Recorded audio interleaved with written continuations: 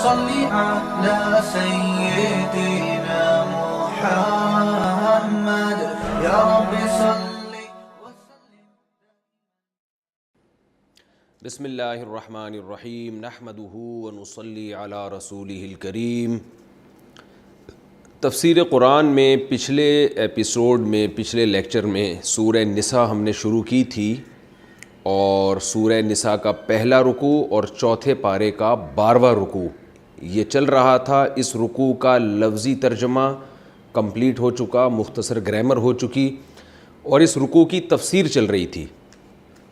تو تفسیر میں ہم آیت نمبر 5 کی تفسیر کر رہے تھے. وَإِنْ خِفْتُمْ أَلَّا تُقْسِطُوا فِي الْيَتَامَى، کہ اگر تمہیں یہ خوف ہو کہ تم یتیم بچیوں کے ساتھ انصاف سے کام نہیں لوگے، فَانْكِحُوا مَا طَابَ لَكُم مِّنَ النِّسَاءِ، تو نکاح کرو ان عورتوں سے جو تمہیں پسند آئیں، مثنیٰ و ثلاثہ و رباع، 2 سے 3 سے 4 سے.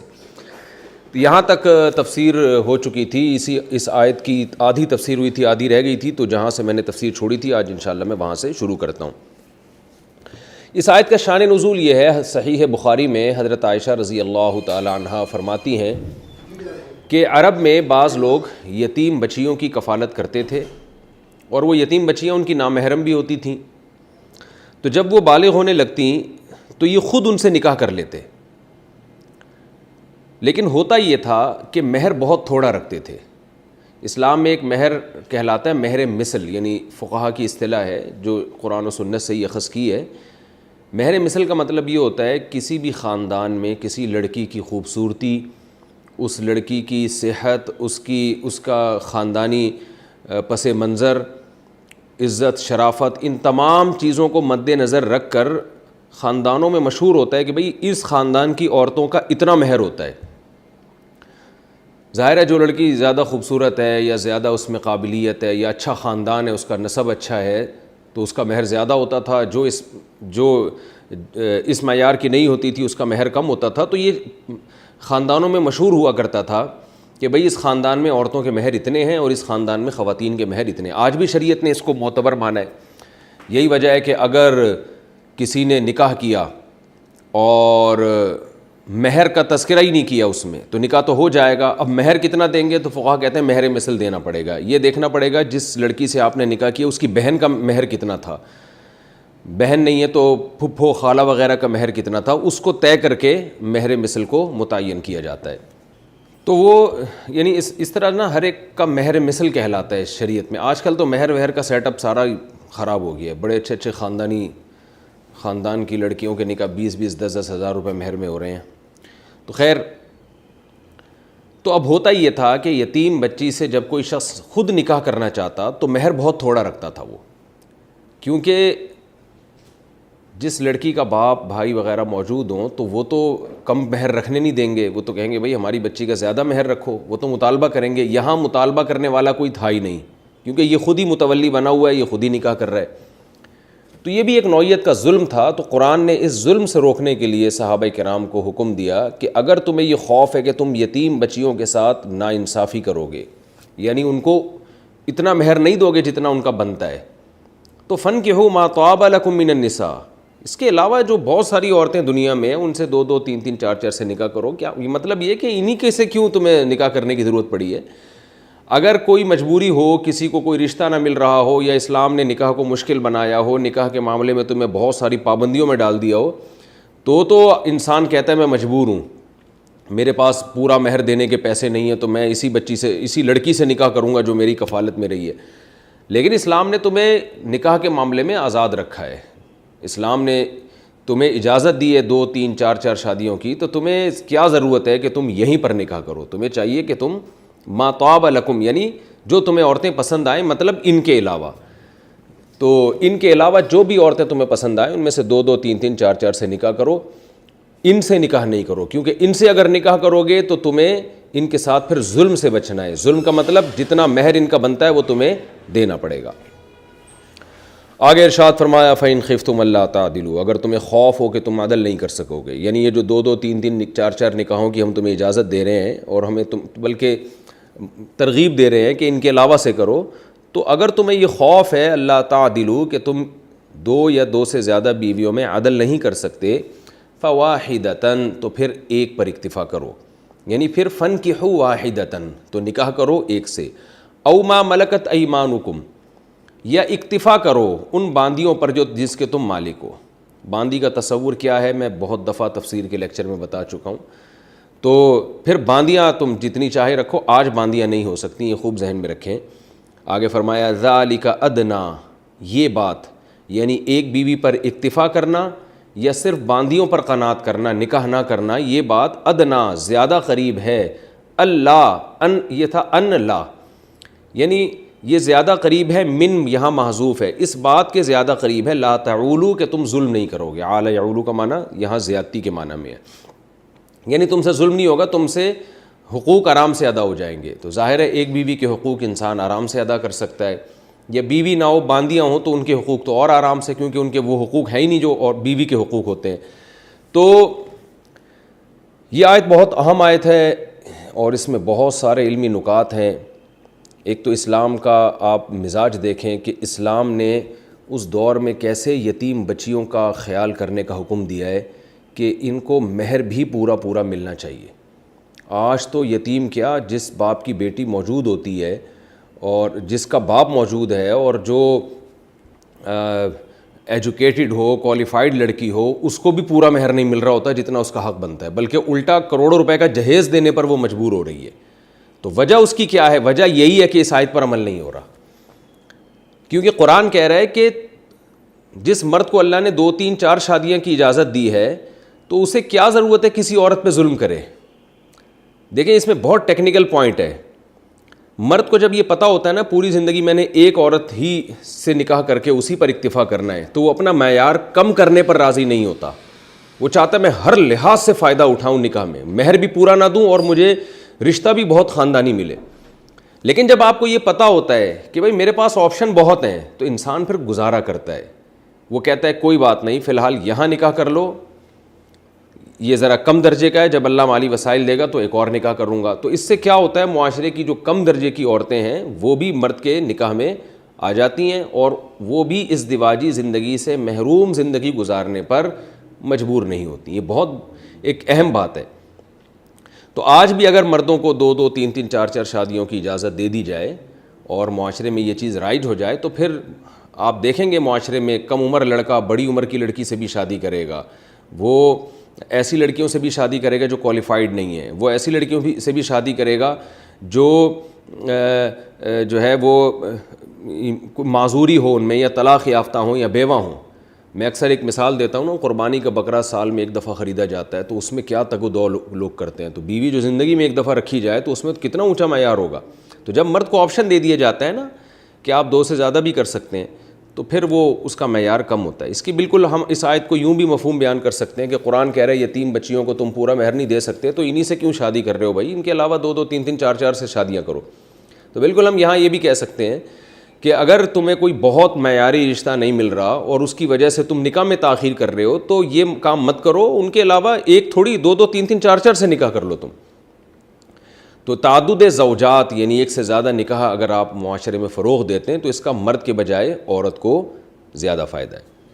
آگے اللہ تعالیٰ کا ارشاد ہے فَإِنْ خِفْتُمْ أَلَّا تَعْدِلُوا، اگر تم عدل نہیں کر سکتے تو پھر ایک پر اکتفا کرو۔ اس آیت کی جو صحیح تفسیر حضرت قتادہ رضی اللہ رحمہ اللہ تعالیٰ، بہت بڑے تابعی ہیں اور بہت بڑے مفسر گزرے ہیں، وہ اس آیت کی تفسیر میں فرماتے ہیں کہ قرآن کی اس آیت کا مطلب یہ ہے کہ اگر تمہیں خوف ہو کہ تم عدل نہیں کر سکتے، فواحدتاً تو ایک بیوی پر اکتفا کرو۔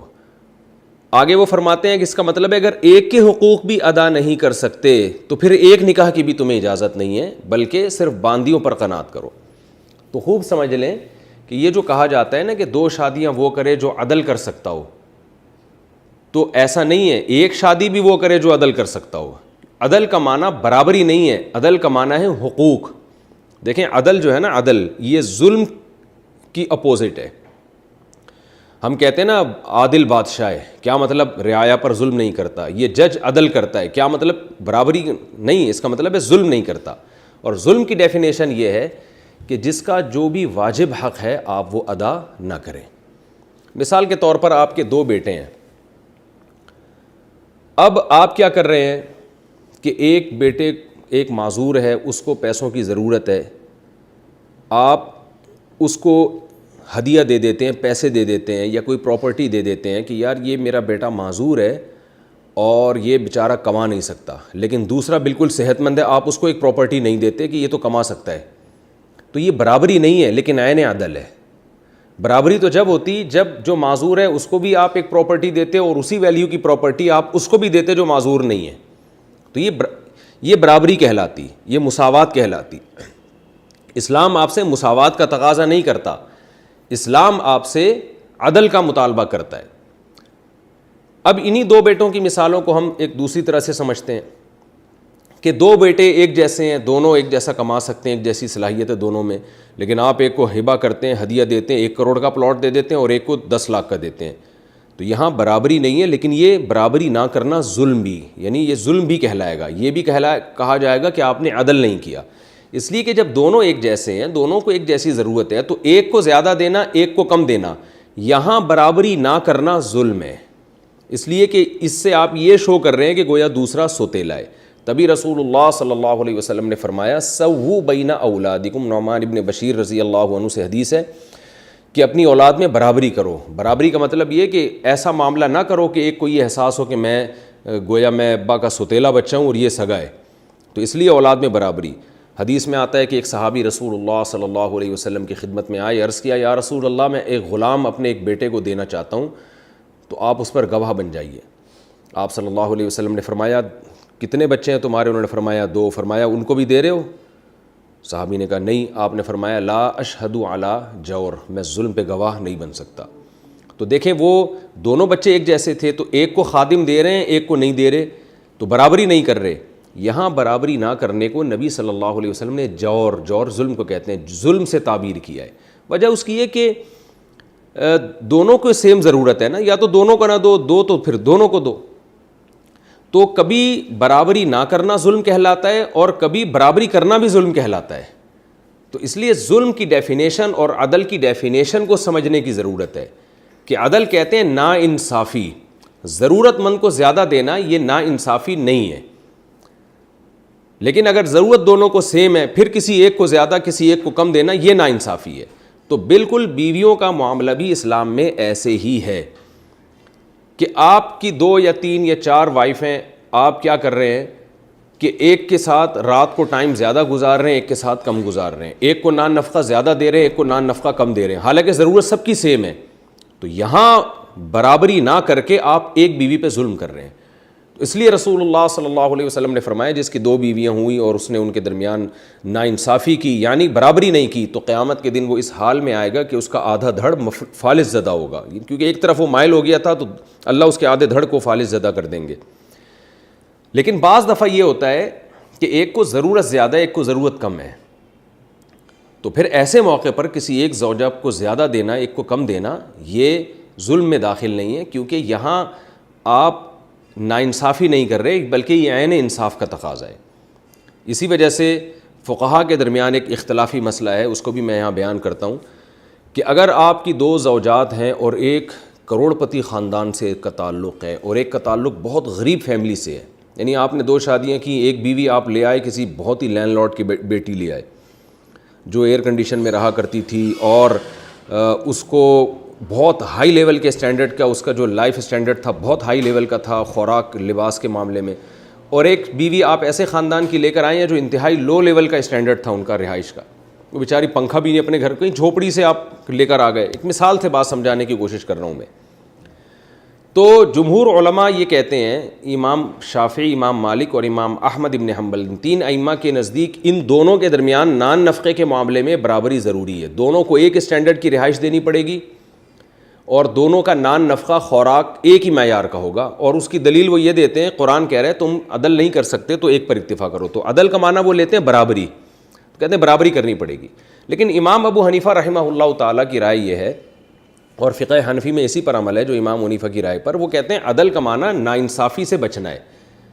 تو اگر آپ کی ایک وائف کا اس لائف اسٹینڈرڈ بہت ہائی لیول کا ہے اور ایک کا جو اسٹینڈرڈ تھا جس خاندان سے آپ لائے ہیں بہت لو لیول کا ہے, تو آپ نان نفقے کے معاملے میں ان کے اسٹینڈرڈ میں فرق کر سکتے ہیں, کیونکہ مالدار لڑکی کو غریب بیوی جیسا اسٹینڈرڈ دینا یہ اس کے ساتھ ظلم ہے، کیونکہ اس نے اپنے باپ کے گھر میں یہ سب کچھ نہیں دیکھا۔ قرآن کا ارشاد ہے عاشروہن بالمعروف، اللہ فرماتے ہیں کہ ان عورتوں کے ساتھ، اپنی ازواج کے ساتھ معروف طریقے سے پیش آؤ، اچھے طریقے سے۔ تو ہر ایک کے اچھے کی ڈیفینیشن دوسرے سے مختلف ہے۔ ایک غریب آدمی کو آپ ایک دال کھلا دیتے ہیں اور اس میں تھوڑا سا تڑکا لگا دیتے ہیں، وہ خوشی سے پاگل ہو جائے گا کہ یار مجھے تو یہ بھی نہیں ملتی تھی اور جو ہے نا مجھے اس شخص نے یہ کچھ کھلا دیا، تو یہ اچھا سلوک کہلائے گا۔ لیکن آپ ایک کروڑ پتی آدمی کو آپ اگر دال کھلاتے ہیں دعوت میں، وہ اس پہ منہ بنا کے بیٹھ جائے گا۔ تو ہر ایک کا اچھا وہ دوسرے سے مختلف ہوتا ہے، ایک ہی معیار نہیں ہے جس پہ آپ سب کو لائیں۔ تو فرماتے ہیں یہی اصول بیویوں کے بارے میں بھی ہے کہ اگر آپ کی ایک وائف کا اسٹینڈرڈ بہت اونچا تھا، بلکہ فقہاء نے تو یہاں تک لکھا ہے کہ اگر آپ نے شادی کی ہے ایسے خاندان سے جس خاندان میں عورتیں گھر کے کام کاج کرتی نہیں ہیں اور بلکہ ان کے ہاں نوکر رکھے ہوتے ہیں انہوں نے، تو شوہر پر لازم ہوگا کہ بیوی سے نہ صرف یہ کہ وہ گھر کے کام نہیں لے سکتا، بلکہ الٹا بیوی کے لیے اس کو نوکر کا انتظام کر کے دینا پڑے گا۔ وجہ اس کی ہے کہ اس کے عرف میں یہی ہے، تو اس کا عرف اسی بات کا تقاضا کرتا ہے۔ تو لیکن ایک غریب خاندان سے آپ لڑکی لے کر آتے ہیں جو گھروں میں کام کرتی تھیں اور ان کے ہاں خادم کا تصور بھی نہیں تھا، تو وہ شرعاً پابند ہے کہ وہ جیسے اپنے والدین کے گھر میں تھی تو یہاں بھی آ کے وہ گھر کی خدمت کرے، اور جو بھی برتن دھونا اور گھر صاف ستھرا کرنا اس میں اس کو آپ کے ذمہ نہیں ہے کہ آپ اس کو خادم لے کے دے دیں گے تو بہت اچھی بات ہے، لیکن لازم نہیں ہے۔ تو یہ امام حنیفہ رحمہ اللہ تعالیٰ کا قول ہے، اور فقہ حنفی میں اسی پہ فتویٰ ہے کہ اگر کسی شخص کی دو بیویوں کا پہلے سے لائف اسٹینڈرڈ بہت ہی ڈیفرنٹ ہے تو مالدار بیوی کو اعلیٰ معیار کا نان نفقہ دیا جا سکتا ہے، اور غریب کو اس اعلیٰ معیار کا دینا لازم نہیں ہے۔ البتہ کوئی دل بڑا کرے اور غریب بیوی کو اسی اسٹینڈرڈ کی جو ہے وہ لائف دے جو مالدار کو دی ہوئی ہے، اور اس کا لائف اسٹینڈرڈ بالکل ایسا ہی لیونگ اسٹینڈرڈ اور خوراک پوشاک وغیرہ کا اسٹینڈرڈ بالکل اسی لیول کا دیتے تو یہ نور اللہ نور بہت اچھی بات ہے، لیکن یہ شرعاً لازم نہیں ہے۔ تو وجہ اس کی کیا ہے کہ یہاں امام حنیفہ کے نزدیک یہ جو آیت ہے فَإِنْ خِفْتُمْ أَلَّا تَعْدِلُوا، کہ تم عدل اگر نہیں کر سکتے، تو یہاں عدل کا معنی برابری نہیں ہے، بلکہ یہاں عدل کا معنی ہے کسی پہ ظلم نہ ہو۔ تو ظلم کی ڈیفینیشن ہر ایک کے حق میں مختلف ہے۔ تو اب خلاصہ میں بیان کر دیتا ہوں اس آیت کا کہ اگر کسی کی 2 یا 3 یا 4 بیویاں، ان کا جو وہ جس گھرانے سے آئی ہیں وہ تقریباً سیم ہی ہیں، زیادہ فرق نہیں ہے، تو پھر ایک ہی اسٹینڈرڈ کی رہائش تینوں کو، دونوں کو یا چاروں کو دینی پڑے گی، خوراک کے معاملے میں بھی اور لباس کے معاملے میں۔ لیکن اگر ان میں بہت زیادہ فرق ہے تو جو مالدار ہے اس کو تھوڑا سا لائف اس کا جو اسٹینڈرڈ ہے آپ تھوڑا ہائی رکھ سکتے ہیں۔ لیکن یہ کوالٹی کے بارے میں، کوانٹٹی کے بارے میں نہیں ہے۔ کوانٹٹی کا مطلب یہ ہے کہ آپ نے جتنے جوڑے مالدار کو بنا کے دیے کپڑے، اتنے ہی آپ کو غریب بیوی کو بھی بنا کے دینے پڑیں گے۔ ہاں اسٹینڈرڈ تھوڑا سا اس کا ہائی رکھیں گے، اس کے کپڑوں کا معیار تھوڑا اونچا ہوگا اور اس کا معیار اس کے حساب سے ہوگا۔ دوسرا، ٹائم میں برابری بہرحال ضروری ہے۔ یہ نہیں ہو سکتا کہ مالدار بیوی کے پاس ٹائم زیادہ گزار رہے ہیں، غریب بیوی کے پاس ٹائم کم گزار رہے ہیں، کیونکہ یہ ٹائم تو ایسی چیز ہے، یہ تو شوہر کا یعنی عورت کا بنیادی حق ہے۔ تو اس میں یہ نہیں ہوتا کہ مالدار کو ٹائم زیادہ چاہیے تو غریب کو ٹائم کم چاہیے، ایسا کچھ نہیں ہے۔ جتنی راتیں اور ٹائم میں، رات میں ٹائم جو ہے یہ برابری ضروری ہے۔ دن میں حنفیہ کے نزدیک برابری ضروری اس لیے نہیں ہے کہ دن میں انسان کے 10 کام ہوتے ہیں، ایک بیوی کو زیادہ ضرورت ہے، بعض دفعہ وہاں کوئی کام ہے، اس کو بیماری ہے یا اور کوئی 10 مسائل ہیں، تو ایسے وہ دن کے اندر برابری ضروری نہیں ہے۔ رات جو ہے وہ جتنی راتیں ادھر گزاری سیم راتیں دوسری بیوی کے پاس گزارنا ضروری ہے، اس سے مالدار اور غریب سے کوئی فرق نہیں پڑتا۔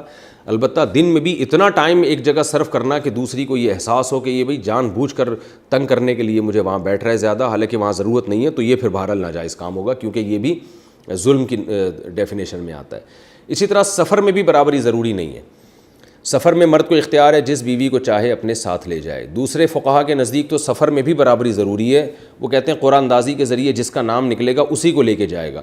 لیکن احناف کہتے ہیں کہ رسول اللہ صلی اللہ علیہ وسلم جو قرآن اندازی کیا کرتے تھے وہ دل جوئی کے لیے، کیونکہ قرآن اندازی سے کوئی چیز کسی پر لازم نہیں ہوتی، اور وجہ اس کی ہے افضل تو یہی ہے کہ قرآن اندازی اور جس زوجہ کا نام نکلا آپ اس کو سفر پہ لے کر جائیں، لیکن یہ لازم اس لیے نہیں ہے کہ سفر میں مرد کو درجنوں حوادث پیش آ سکتے ہیں۔ بعض دفعہ مرد کو زنا کا خطرہ ہوتا ہے، اب وہ ایسی وائف کو لے کر جائے جو ایجڈ ہے، تو مرد کو یہ خطرہ ہوتا ہے کہ میں زنا میں مبتلا نہ ہو جاؤں، کیونکہ اس کی اٹریکشن اس کی طرف کم ہو چکی ہوتی ہے۔ اور بعض دفعہ یہ بھی ہوتا ہے کہ یہ بھی خطرہ ہوتا ہے کہ ایک وائف بیمار ہے تو وہ اگر وہ اصرار کرے اس کو لے جائے تو 10 مسائل کھڑے ہو سکتے ہیں. تو سفر میں اللہ نے مرد کو اختیار دیا ہے. احناف کے نزدیک، احناف کی رائے یہ ہے کہ سفر میں برابری ضروری نہیں ہے، وہ جس زوجہ کو ساتھ لے جائے، لیکن سنت کا تقاضا یہ ہے، اور دوسرے فقہا کا تو اس کو واجب سمجھتے ہیں کہ اس میں بھی وہ قرآن اندازی کرے اور جس کا نام نکلے اس کو لے کر جائے، وہ اپنی طرف سے اس کو اختیار نہیں ہے. تو یہ دونوں قول ہیں، جس پر چاہیں آپ عمل کریں اپنے حالات دیکھ کر. اچھا بھائی، تو یہ تو لم سم اصول میں نے بیان کر دیے. البتہ ایک زوجہ کے علاج پہ زیادہ خرچ ہو رہا ہے، دوسرے کے علاج پہ کم خرچ ہو رہا ہے، تو یہ بھی غلط نہیں ہے. وجہ اس کی ہے کہ علاج ایک ایسی چیز نہیں ہے جس میں برابری ممکن ہو. علاج کا تعلق ہے ضرورت سے. ایک کو زیادہ ضرورت ہے علاج کی، ایک صحت مند ہے، اس کو کم پیسے دینے پڑتے ہیں، تو اس میں کوئی حرج نہیں ہے. تو یہ بھی عدل کے زمرے میں نہیں آتا. ہاں، ایک کو ضرورت پڑتی ہے علاج کی، اس کا تو آپ علاج کراتے ہیں، دوسری کو علاج کی ضرورت پڑتی ہے، اس کا نہیں کراتے، تو یہ بہرحال ظلم میں آئے گا. تو قرآن میں اللہ نے فرمایا فَإِنْ خِفْتُمْ أَلَّا تَعْدِلُوا، اگر تم عدل نہیں کر سکتے تو پھر ایک پر اکتفا کرو. اور ایک کے ساتھ بھی عدل اگر نہیں ہو سکتا، کیا مطلب ایک کے ساتھ عدل؟ کسی شخص میں ایک بیوی کے حقوق ادا کرنے کی بھی صلاحیت نہیں ہے، واجب حقوق. وہ کیسے؟ کہ آپ نے جس خاندان کی لڑکی کو آپ نکاح کا پیغام بھیج رہے ہیں، آپ کو پتہ ہے کہ اس کو میں اس کے اسٹینڈرڈ کا نان نفقہ نہیں دے سکتا، تو پھر آپ کے لیے شرعاً وہاں نکاح کرنا جائز نہیں ہے. آپ پر لازم ہے کہ آپ اپنے معیار کو کم کریں. آپ نے اتنا کم کر لیا معیار جو آپ کی آمدن کے حساب سے ہے، اور اس کے حساب سے بھی آپ کو رشتہ نہیں مل رہا، تو پھر قرآن کہہ رہا ہے کہ ایسا نہیں کرنا کہ اپنے آپ کو ایسی ذمہ داری میں ڈال لیں جو آپ افورڈ نہیں کر سکتے. یعنی غریب آدمی ایک مالدار لڑکی سے شادی کرے جبکہ اس کو پتہ ہے کہ میں اس کے حقوق ادا نہیں کر سکتا. ایسی صورت میں قرآن کہہ رہا ہے کہ آپ کو اجازت نہیں ہے نکاح کرنے کی، کیونکہ جس عورت سے آپ نکاح کریں گے اس پر پھر اس کے واجب حقوق ادا نہیں ہوں گے، ظلم کی فہرست میں آپ داخل ہو جائیں گے. تو ایسی صورت میں صرف باندیوں پر اکتفا کیا جائے کیونکہ ان کے حقوق کم ہوتے ہیں. لیکن میں نے بتایا آج باندیاں ممکن نہیں ہیں، تو آج پھر یہی ہے کہ جو آدمی ایک کے بھی حقوق ادا نہ کر سکتا ہو، جو واجب حقوق ہیں، تو پھر وہ صبر سے کام لے. اور حدیث میں آتا ہے رسول اللہ صلی اللہ علیہ وسلم نے فرمایا وہ کثرت سے روزے رکھے تاکہ اس کی خواہش نفس کمزور پڑے اور وہ گناہ کی طرف اس کی طبیعت مائل نہ ہو. آگے فرمایا ذالک ادنیٰ اللہ تعولوا، یہ ایک بیوی پر اکتفا کرنا یا سرے سے نکاح ہی نہ کرنا، اس میں یہ اس بات کے زیادہ قریب ہے کہ تم ظلم نہیں کر سکو گے. یعنی ان لوگوں کو اللہ خطاب کر رہے ہیں جن میں ایک بیوی یا ایک سے زیادہ بیوی کے حقوق ادا کرنے کی صلاحیت نہیں ہے. تو ان کو اللہ گویا تسلی دے رہے ہیں کہ تمہیں جو ہم نکاح سے منع کر رہے ہیں یا 2-3 شادیوں سے منع کر رہے ہیں، تو یہ تمہارے فائدے کے لیے کر رہے ہیں. جب ایک چیز سے آپ کو روکا جاتا ہے نا، جیسے بچوں کو روکا جاتا ہے یہ مت کھاؤ، یا ڈاکٹر بڑوں کو روکتے ہیں کہ اس چیز سے پرہیز کرو، تو اللہ تعالیٰ بھی عمومی حکم تو یہی دے رہے ہیں کہ 2-2 3-3 4-4 سے نکاح کرو. یہ ہر مسلمان کو اس کی اجازت ہے. لیکن کچھ لوگ طبیعت کے کمزور ہوتے ہیں، وہ نہیں ادا کر سکتے حقوق. طبیعت کے کمزور بھی ہوتے ہیں یا مالی لحاظ سے ان میں اتنی قوت ہی نہیں ہوتی کہ وہ واجب حقوق بھی ادا کر سکیں. تو ایسے لوگوں کو اللہ تسلی دے رہے ہیں کہ ہم جو تمہیں کہہ رہے ہیں کہ ایک بیوی رکھو یا ایک بھی نہ رکھو، صرف باندیوں پر قناعت کرو، تو یہ تمہارا ہی فائدہ ہے، اس لیے کہ تم جیسے لوگوں کے لیے یہ زیادہ مناسب ہے. کیونکہ ذالک ادنیٰ اللہ تعولوا، اس میں یہ اس بات کے زیادہ قریب ہے کہ تم سے ظلم نہیں ہو سکے گا، کیونکہ تم بھی اگر اس طرف آ گئے تو پھر تم ظالم بن جاؤ گے. تو گویا ایک طرح کی تسلی دی جا رہی ہے. میں حیران ہوتا ہوں کہ آج جو بیچارہ ایک نہیں مل رہی اس کو تو باندیاں بھی نہیں ہیں، وہ اس کو آپ کس چیز سے تسلی دیں گے؟ تو اس لیے نکاح کو بہرحال معاشرے میں پروموٹ کرنا چاہیے. اور واقعی اگر کسی شخص کے اندر صلاحیت ہی نہیں ہے، اچھا دیکھیں ایک بیوی میں تو صرف اتنی صلاحیت ہونا کافی ہے کہ آپ اس کے واجب حقوق ادا کریں. 2 میں ان کو سنبھالنے کی صلاحیت بھی ہونی چاہیے، کیونکہ جب 2 یا 3 ہوتی ہیں تو ان میں جھگڑے بھی ہوتے ہیں اور مسائل بھی ہوتے ہیں. تو جو کمزور آدمی ہے نا، جو جس میں برداشت کی بالکل صلاحیت ہی نہ ہو، وہ پھر سبھی کے گھروں کو تباہ کر دیتا ہے. میرے پاس ایسے بہت سے کیسز آئے ہیں کہ لوگ آئے اور 2 یا 3 شادیاں کرنا چاہتے تھے. جب میں نے ان کا انٹرویو لیا تو مجھے اندازہ ہو گیا اس آدمی میں دم نہیں ہے، تو میں ان کو خود ہی منع کر دیتا ہوں. ایسا نہیں ہے کہ میں ہر آدمی کو دنیا میں ترغیب دیتا ہوں، البتہ عمومی ترغیب اسلام کی سب کے لیے کہ 2-2 3-3 اور 4-4 سے تم نکاح کر سکتے ہو. بلکہ اللہ نے شروع ہی 2 سے کیا ہے. ایک کا تذکرہ تو آخر میں کیا ہے کہ ایک شرط کے طور پر اگر تم میں حقوق ادا کرنے کی صلاحیت نہیں تو چلو پھر ایک پر کر لو. تو اصل حکم اسلام میں یہی ہے کہ ہر مرد 2 3 یا 4 نکاح کرے. ہاں جو کمزور لوگ ہیں ان کو قرآن کہہ رہا ہے کہ چلو بھائی تمہارے اندر چونکہ صلاحیت نہیں ہے تو تم ایک پر اکتفا کرو. یہ ایسے ہی ہے جیسے آپ کسی کو مشورہ دیں کہ بھئی ہر آدمی گوشت بھی کھائے گا، انڈے بھی کھائے گا، ملائی بھی کھائے گا، مکھن بھی کھائے گا، لیکن ڈاکٹر کہتے ہیں جو جگر کے مریض ہیں وہ زیادہ فری ہونے کی کوشش نہ کریں، وہ صرف چائے میں پاپے ڈال کے کھایا کریں۔ تو وہ یہ بالکل یہی انداز ہے قرآن مجید کا کہ نارملی تو 2 3 اور 4 نکاح تم کرو، لیکن اگر تمہارے اندر صلاحیت نہیں ہے، بعض مرد ایسے بھی ہوتے ہیں جن میں نہیں ہوتی صلاحیت، تو وہ پھر ایک پر اکتفا کریں، اور ان کو پھر اللہ نے تسلی بھی دے دی کہ اس میں تمہارا فائدہ ہے، خام خواہ ظالم بن جاؤ گے، لوگوں کے گھر اجاڑو گے تم۔ آگے چلتے ہیں ہم۔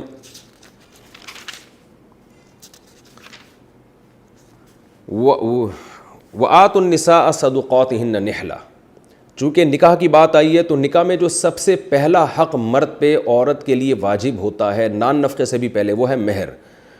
قرآن کہہ رہا ہے آتوا النساء صدقاتہن نحلۃ، عورتوں کو ان کا مہر نحلۃ، تحفہ سمجھ کے دیا کرو، ایک پینلٹی یا جرمانہ سمجھ کے نہ دیا کرو کہ کس مصیبت میں پھنس گیا، اس سے شادی کر کے اتنا مہر میرے اوپر آ گیا ہے۔ تو اللہ فرماتے ہیں دل کی خوشی سے ان کو مہر دیا کرو۔ فَإِن طِبْنَ لَكُمْ عَن شَيْءٍ مِّنْهُ، پس اگر وہ تمہارے لیے راضی ہو جائیں، طبنا طابہ یطیبو کا مطلب یہ میں اس ترجمے میں بتا چکا ہوں، دل کی خوشی سے راضی ہو جائے، نفساً، نفس کہتے ہیں دل کو، نفس کے اعتبار سے، یعنی دل کے اعتبار سے اس مہر میں سے کچھ حصے پر وہ راضی ہو جائیں۔ بعض دفعہ عورت آدھا مہر چھوڑ دیتی ہے اور پورا بھی چھوڑ دے تو بھی قرآن میں آتا ہے دوسری مقام پر فَكُلُوهُ هَنِيئًا مَرِيئًا، تو رج کے کھاؤ، پھر کوئی ٹینشن نہیں ہے کہ یار بعض دفعہ شیطان کہتا ہے عورت کا مال کھا رہا ہوں میں، بیوی کا مال کھا رہا ہوں، تو قرآن کہہ رہا ہے اگر وہ دل کی خوشی سے معاف کر دیں تو اس میں کوئی حرج نہیں۔ اس آیت سے پتہ چلتا ہے کہ مہر خالصتاً عورت کا حق ہے۔ آج بعض لوگوں میں جن کے پاس شریعت کا علم نہیں ہے وہ سمجھتے ہیں کہ مہر جو ہے لڑکی کے باپ کا حق ہے۔ بعض دفعہ لوگ بیٹیاں بیچ رہے ہوتے ہیں مہر لے کے، اور وہ مہر ان کی اپنی جیب میں جاتا ہے، کچھ بچی کو کچھ وہ بنا کے دے دیتے ہیں فرنیچر وغیرہ، اور سارا پھر اپنے جیب میں رکھ لیتے ہیں، تو یہ حرام ہے۔ اس آیت سے صاف پتہ چلتا ہے کہ اور آپ نے بیوی کو مہر دینا ہے، اور اس کو یہ پوری اجازت ہے کہ چاہے تو وہ پورا مہر رکھ لے، چاہے تو وہ معاف کر دے۔ اور یہ بھی اس آیت سے میں پتہ چلا کہ قرآن نے یہ نہیں کہا کہ اگر وہ معاف کر دیں، بلکہ قرآن نے کہا طبن لکم، دل کی خوشی سے معاف کر دیں۔ یہ اس لیے قرآن نے کہا ہے کہ عورت کی طبیعت میں نرمی ہے، اور مرد اس نرمی سے ناجائز فائدہ اٹھاتا ہے۔ وہ بیوی، اب ظاہر ہے عورت شوہر کے تابع بھی ہے، مرد اس سے یہ کہے گا کہ چھوڑو یار تم مجھ سے کیوں مہر مانگ رہی ہو، میرے 10 مسائل ہیں۔ اب عورت کو پتہ ہے میں نے اسی میاں کے ساتھ ساری زندگی گزارنی ہے، اگر میں اس سے پیسوں کا مطالبہ کروں گی تو میرے میاں کے دل میں میری نفرت پیدا ہو جائے گی کہ یہ لالچی ہے، تو وہ نہ چاہتے ہوئے بھی بیچاری بسا اوقات معاف کر دیتی ہے۔ تو اس لیے قرآن نے کہا کہ اس کی زبان کا اعتبار نہیں ہے، اگر وہ معاف کر دے تو معاف نہیں ہوگا جب تک وہ دل سے معاف نہ کرے۔ تو اس سے اب ظاہر ہے دل کو تو کوئی بھی ٹٹول کے نہیں دیکھ سکتا نا، تو اس سے پتہ چلتا ہے کہ آپ کو قرائن سے پتہ چل جائے، ایسے قرائن ہو، واضح قرائن ہو جس سے آپ کو پتہ چل جائے، غالب گمان ہو جائے کہ بھئی یہ واقعی دل سے ہی معاف کر رہی ہے، تو یہ آپ کا اور اللہ کا معاملہ ہے۔ تو اس لیے اس معاملے میں بہت احتیاط سے کام لینا چاہیے، کیونکہ قرآن میں آگے آ رہا ہے دوسرے مقام پہ کہ لا یحل لکم ان ترثوا النساء کرہا، تمہارے لیے حلال نہیں ہے کہ تم عورت کے مال کو زبردستی کھا جاؤ، اور دل کی خوشی کے بغیر اس کا مال حلال نہیں ہے۔ تو یہاں یہ اللہ نے قید لگا دی ہے کہ وہ معاف کرے تو آپ کو یہ اطمینان ہونا چاہیے کہ یہ دل سے معاف کر رہی ہے، کسی شرم میں، مروت میں، یا شوہر کے دباؤ میں، یا خاندانی دباؤ میں آ کے معاف نہیں کر رہی۔ تو اللہ فرماتے ہیں پھر وہ معاف کر دے تو تم اس کو رج کے کھاؤ۔ یہاں ایک علمی اشکال یہ بھی ہوتا ہے کہ دیکھیں جب بھی کسی کے لیے کوئی چیز واجب ہوتی ہے تو صاحب حق اگر معاف کر دے تو پوری دنیا کا اصول ہے کہ وہ معاف ہو جاتا ہے۔ مثال کے طور پر آپ نے کسی سے کوئی چیز خریدی، آپ نے اس کو 1 لاکھ روپے دینے ہیں، تو اگر وہ صاحب 1 لاکھ معاف کر دیں تو ان کا حق ہے، معاف ہو جائے گا۔ تو یعنی اس کو ہائی لائٹ کرنے کی، بیان کرنے کی ضرورت کیا ہے؟ مہر جب عورت کا حق ہے تو یہ تو ساری دنیا کے ایک اصول ہے نا کہ جب اس کا حق ہے تو وہ گفٹ بھی تو دے سکتی ہے میاں کو، لے کے بھی واپس کر سکتی ہے، تو لینے سے ہی انکار کر دے تو یہ تو سب جانتے ہیں، تو قرآن نے اس کو بیان کیوں کیا ہے؟ اور کمال کی بات ہے مہر کا ذکر قرآن میں جہاں بھی آ رہا ہے وہاں قرآن اس کا تذکرہ کر رہا ہے کہ عورت کے معاف کرنے سے معاف ہو جائے گا، اور کسی بھی واجب حق کے بارے میں یہ نہیں قرآن نے بیان کیا کہ صاحب حق معاف کر دے تو معاف ہو جائے گا۔ جیسے آگے وراثت کے مسائل آ رہے ہیں کہ بیٹے کا اتنا حصہ، بیٹی کا اتنا حصہ، اس میں بھی آگے آنا چاہیے تھا کہ بیٹا معاف کر دے تو معاف ہو جائے گا، لیکن وہاں کہیں ذکر نہیں آ رہا۔ مہر کا جہاں بھی ذکر آ رہا ہے قرآن میں، آپ جہاں بھی دیکھیں گے تفسیر میں قرآن میں، وہاں ساتھ ساتھ یہ ذکر آ رہا ہے کہ بیوی معاف کر دے تو معاف ہو جائے گا۔ اس میں کیا حکمت ہے، اس کو خوب اچھی طرح سمجھیں۔ اس میں حکمت یہ ہے کہ مہر کا بنیادی مقصد یہ نہیں ہے کہ شوہر کی جیب سے پیسے نکل کے عورت کے پاس جائیں، کیونکہ عورت کوئی خریدنے والی چیز نہیں ہے کہ آپ نے جناب کسی خاتون کو خریدا ہے پیسوں کے بدلے میں، وہ باندی نہیں ہے، لونڈی یا غلام نہیں ہے جس کو آپ خرید رہے ہیں۔ مہر کا جو بنیادی مقصد ہے وہ یہ ہے کہ فری میں جب آپ کو کوئی چیز ملتی ہے تو آپ کے دل میں اس کی قدر نہیں ہوتی۔ اس لیے تمام فقہا مہر کو اسی طرح ڈیفائن کرتے ہیں کہ مہر عورت کی قیمت نہیں ہے، کیونکہ وہ کی پراپرٹی یا کوئی جانور نہیں ہے کہ آپ اس کو خرید رہے ہیں اس کے باپ سے یا اسی سے خرید رہے ہیں کہ پیسے دے کے، کیونکہ وہ غلام نہیں بنتی۔ تو اب اگر فری میں اللہ تعالیٰ اسلام میں نکاح رکھ دیتے، نکاح کے موقع پہ مرد کے ذمے کوئی چیز واجب ہی نہ ہوتی، یعنی عین اس موقع پہ پیسے ہی نہ لگ رہے ہوتے اس کے، تو فری میں جو چیز انسان کو ملتی ہے انسان اس کی قدر نہیں کرتا۔ دوسرا، طلاق پھر بہت آسان ہو جاتی مرد کے لیے، کچھ پیسہ تو لگا ہی نہیں ہے، ادھر لایا نکاح کیا اور اگلے دن چھوڑ کے نکل گیا اس کو۔ تو مہر کا فائدہ یہ ہوتا ہے کہ اب طلاق دینے سے پہلے وہ 10 دفعہ سوچے گا کہ میرا اس پہ عین نکاح کے موقع پہ اتنا میرا خرچہ ہوا ہے، تو وہ خرچہ مجھے دوبارہ کرنا پڑے گا۔ تو مہر سے ایک عورت کو طلاق سے بھی بچت ہوتی ہے، تحفظ بھی ملتا ہے، اور مرد کی جیب سے جب پیسے مرد پر لازم ہوتے ہیں تو اس کے دل میں کچھ تھوڑی سی قدر بھی آتی ہے۔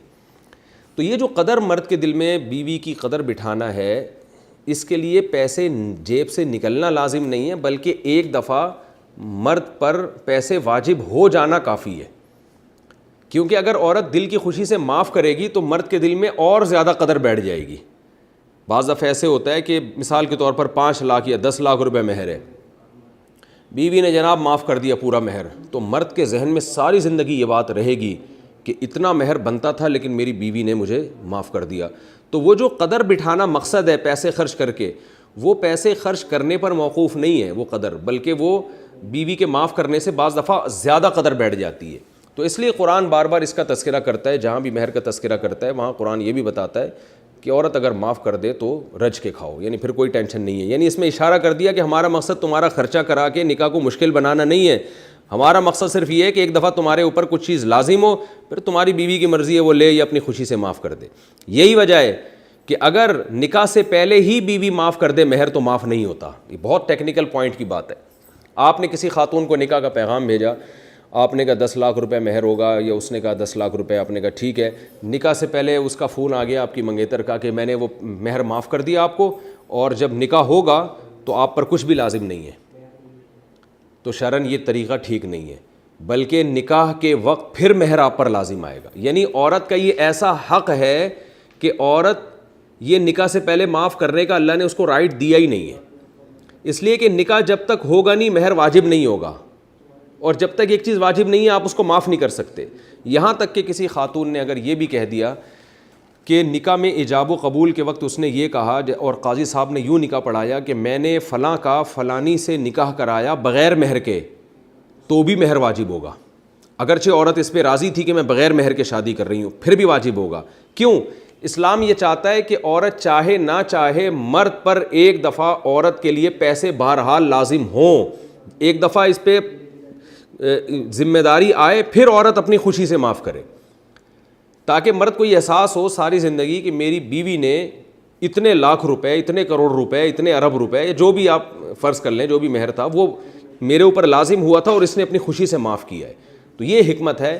دنیا میں ہر معاملہ پیسوں کے بغیر اسلام میں جائز ہے، مگر نکاح ایک ایسی چیز ہے کہ اگر آپ نکاح کے دوران یہ شرط بھی لگا دیں کہ میں مہر نہیں دوں گا اور میری بیوی بھی اس پہ راضی ہے، عورت بھی کہہ دے کہ میں اس آدمی سے نکاح کر رہی ہوں اور مجھے مہر نہیں چاہیے، پھر بھی مہر لازم ہو جائے گا مرد کے اوپر۔ ایک دفعہ اسلام مرد کے اوپر ہر لازم کرتا ہے مہر، اس کے بعد پھر عورت کو رائٹ دیتا ہے کہ اب آپ چاہو تو معاف کرو، چاہو تو یہ لے لو۔ یعنی ایک عورت کا ایسا حق ہے جس کو عورت بھی معاف نہیں کر سکتی۔ تو یہ اللہ نے اسلامی معاشرے میں عورت کے حق کے لیے ایک بہت بہترین قانون بنایا ہے کہ جس حق سے دستبردار ہونے کی گویا عورت کو بھی، گویا کیا حقیقت میں عورت کو بھی اجازت نہیں ہے۔ یعنی اسلام کہہ رہا ہے کہ مرد پر ایک دفعہ مہر لازمی آئے گا، پھر عورت کو اجازت ہے کہ وہ چاہے تو لے لے، چاہے تو معاف کرے۔ تو یہ بہت اہم پوائنٹ کی بات ہے، اور مہر کا یہ فلسفہ دنیا میں کسی اور مذہب میں نہیں پایا جاتا۔ آگے اللہ تعالیٰ کا ارشاد ہے وَلَا تُؤْتُوا السُّفَهَاءَ أَمْوَالَكُمُ الَّتِي جَعَلَ اللَّهُ لَكُمْ قِيَامًا. یتیموں کی بات چل رہی تھی، درمیان میں مہر اس کی نکاح کی بات ضمناً آ گئی. اصل اس صورت میں یتیموں کے حقوق چل رہے تھے کہ یتیم کے مال کو اپنے مال کے ساتھ ملا کے ہڑپ مت کیا کرو.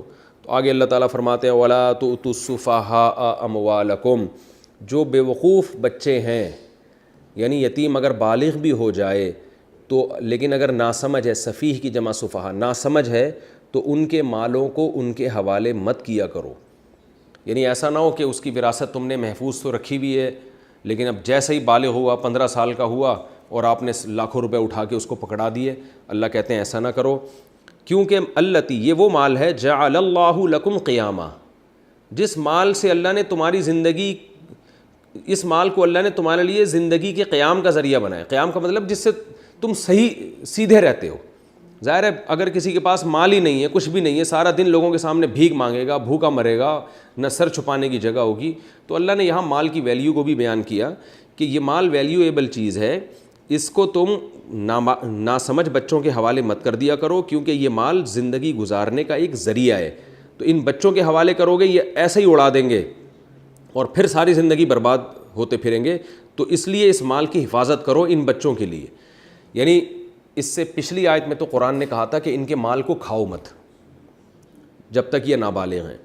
تو اس سے ایک وہم ہوتا تھا کہ اچھا اس کا مطلب بالغ ہوتے ہی پورا مال ان کے حوالے کر دیں. تو اللہ فرماتے ہیں ایسا بھی مت کرو، اس لیے کہ پورا مال ان کے حوالے کرو گے، ابھی 15-16 سال کے ناسمجھ ہیں، عیاشی میں اڑا دیں گے. تو ایسا مت کرو، کیونکہ یہ مال ایک قیمتی چیز ہے، ویلیویبل چیز ہے. اس کا نقصان یہ ہوگا کہ زندگی کا قیام اس سے ہے، تو یہ زندگی ان کی برباد ہو جائے گی. تو ان کے حوالے بھی مت کرو. کب حوالے کرنا ہے یہ آگے آیت میں آ رہا ہے، لیکن ایک کام ضرور کرنا ہے، وَارْزُقُوهُمْ فِيهَا، اسی مال میں سے ان کو کھلاتے رہو. یعنی ان کی وراثت کا مال، یا جو بھی ان کی پراپرٹی ہے، جو بھی ان کا مال ہے، ان کے حوالے کرنے کے بجائے جو ان کی بنیادی ضرورتیں ہیں وہ انہی کے مال سے پوری کرو. وَاكْسُوهُمْ، ان کو پہناؤ. کسا یکسو کا معنی لباس، یعنی ان کو لباس اور خوراک اس سے پوری کرو. وَقُولُوا لَهُمْ قَوْلًا مَعْرُوفًا، اور ان سے عمدہ بات کرتے رہا کرو. یعنی ان کو بتاتے رہا کرو بیٹا یہ تمہاری پراپرٹی ہے، یہ تمہارا پیسہ ہے، ہم تمہارے حوالے ابھی نہیں کر رہے، تمہارے فائدے کے لیے، ہم اس پہ قبضہ نہیں کریں گے، تسلی رکھو.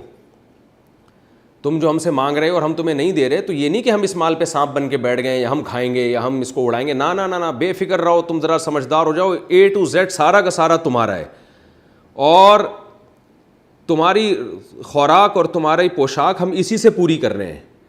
تو قولوا لهم قولا معروفا کا یہ مطلب ان کو خود سے بتاتے رہا کرو، ورنہ ان کو بدگمانی ہوگی. لوگ ورغلائیں گے یار تمہارا فلاں چاچا تو دیکھو وراثت پہ قبضہ کر کے بیٹھا ہوا ہے، اور ان کے دل میں بھی بدگمانی ہوگی. تو ان کو عمدہ بات یہی ہے کہ ان کو سمجھاتے رہا کرو کہ ہم تمہیں تمہارا مال دیں گے، یہ اتنی پراپرٹی، یہ ساری ایک ایک چیز کلیئر ہے تمہارے سامنے، لیکن اب یہ تمہارے حوالے سے نہیں کریں گے کہ قرآن نے منع کیا، تم ابھی نہ سمجھو، تم ابھی بچے ہو. آگے اللہ فرما رہے ہیں وَابْتَلُوا الْيَتَامَى. دیکھو کیسا قرآن کیا عجیب حقوق بیان کر رہے ہیں.